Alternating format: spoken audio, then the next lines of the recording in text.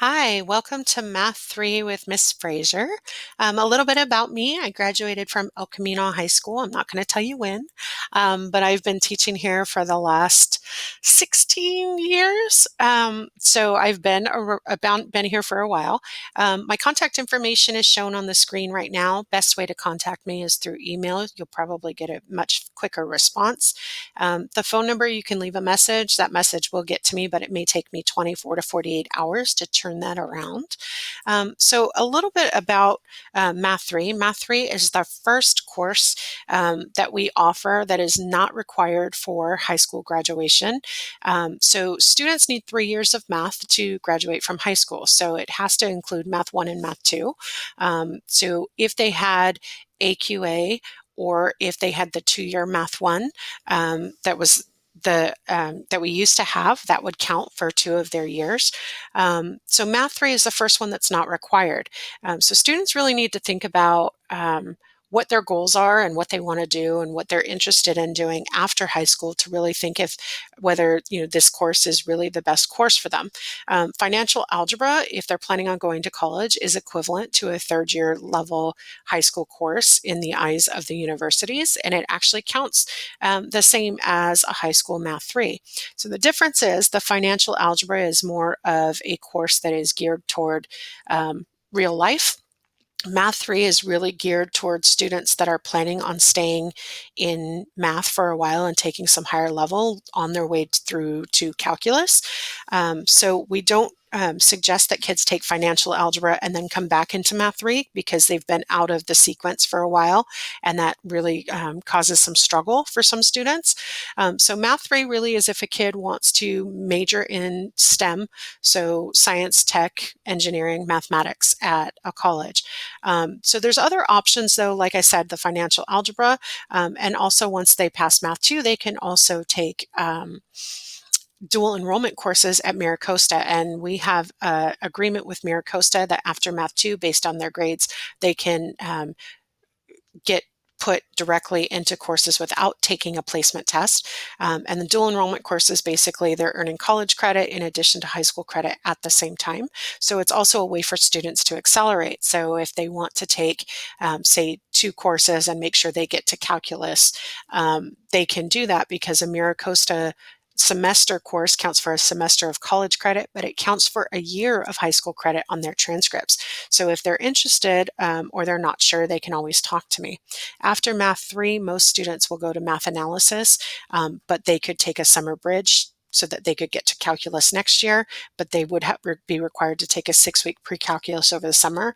Other students go into AP statistics. So it again depends on what they really want to do and what their goals are. So the curriculum this year is a little bit different than what we've used in the past, and it's only for this year, and it's because of the pandemic and the situation of not knowing exactly what kind of school or what school is going to look like all year, and that there could be changes. And we want to make sure that we have the most continuity for students and families available. So Apex Learning is what we're using, and students logged on to that today for the first time. It's an online curriculum that offers written lessons, videos, practice problems, and assessments built in. Students are responsible for going through the study pages and taking notes, completing the practice problems, and then they can take quizzes on their own time. But just so you know, that their own time is part of the school's daily schedule.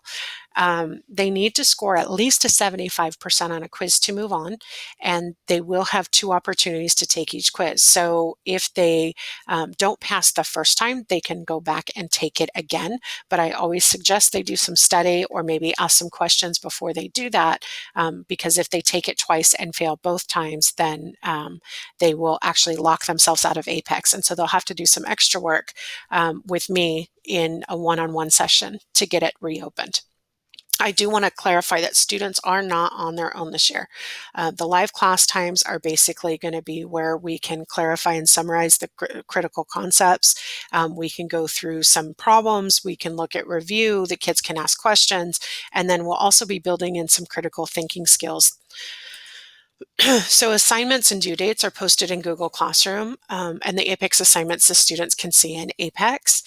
So this is what the classroom looks like. And if you look over here on the left-hand side, this always tells them what's upcoming in terms of what's due. The stream here is the best way for me to give announcements to them. So please encourage your students to pay attention to those and check into that to look and read those announcements. And then up here, if they click on that classwork, it brings up the classwork tab. There's topics over here, so they could actually skip to different topics if they click those. So under each week is all the assignments for the week. So this was actually last week's stuff, but if you see there were 3 assignments, these are the ones with the clipboard with the writing. So there were 3 assignments that they had to do last week. And then this one was actually posted on Saturday. This one is a key for the written homework assignment, but I also included the class discussion notes. So if we ever have class discussion and there's notes that we're doing either on the DocCam or within the system, I will post the notes for them so that students can reference those later. Down here, the important information and references tab is super important for them to look at. That's where our Zoom links are for both live meetings and office hours. But I also want to point out, and I'll put some other things in there, the question library. And the question library is something that I really encourage students to use, that it's another way to get help if they can't make it to office hours or whatever. If they're stuck in the middle of the day, they have some additional time between their classes and they're working on something and they want something answered. They would fill in the first 3 columns, either a specific problem or a specific topic and what their question is. A picture usually helps me to determine what they're talking about, but then I can respond here. And so I may ask some other questions. I may give them some directions. I may record a video that would help them with the topic or refer them to a different video. I may actually write some notes out and link them here. But the nice thing about the question library is that all of the questions that are asked throughout the year will be referenced. So students can always go back and look at this, and the information is available for all of them. So grading, Apex accounts for 80% of their overall grade, and additional assignments and in-class work counts for the other 20%. So you can check Aries to see what their grade is in the class. Currently, the only things we have in there is assignments from this 20%, because like I said, we just started Apex this week. So one of the things that I do want to make clear is the grade in Aries is the actual course grade. The grade in Apex is not. That's their Apex score. So those are 2 different things. So their actual grade in the class is the one that's in Aries. And in order to pass the class, they need to have a 60% in the class.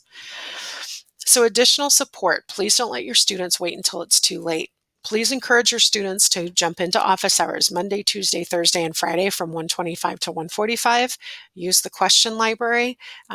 Those I will be responding to daily, so that's a quick way to get questions answered. And they can also stay on at the end of live sessions. We usually don't go the entire time, so I invite students to stay at the end of class if they still have questions, and they can stay and chat or ask questions. For parents, look at the parent summary emails from Google Classroom. So if you haven't signed up as a guardian in the classroom, you can, and you can get those summary emails either daily or weekly. And then the other thing is make sure that you're monitoring their progress in Aries so that it doesn't wait, it's not waiting till late in the semester to try and get them back on track. So one of the things that is super important is all absences still need to be cleared through the El Camino attendance office. So I've had a lot of people who are emailing me why they missed class or that they're going to miss class. So all absences need to be excused through the attendance office, including if they have tech issues. So I know that that's a big problem this year where sometimes kids can't get on and they can't figure out why. If they have tech issues, then as a parent, you just need to call the attendance office and let them know that your student was missing a class because of technology issues. In live sessions, I encourage students to have their cameras on.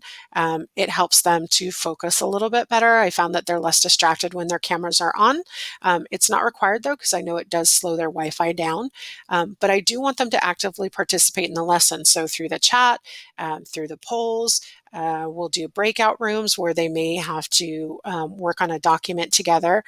So all of that participation and work will be part of that 20% grade. The return to in-person instruction, we are still waiting to hear when it's going to happen and what it's going to look like. But we will continue to use the same curriculum and structure when we return because we most likely will be in a hybrid, which means I probably will only see them a couple of days a week. And so, one more time, I'm going to put my contact info up there. If you have any questions, you are welcome to contact me. If you want to set an appointment, we can do that also. So, I am looking forward to working with all of you this year. Have a good evening.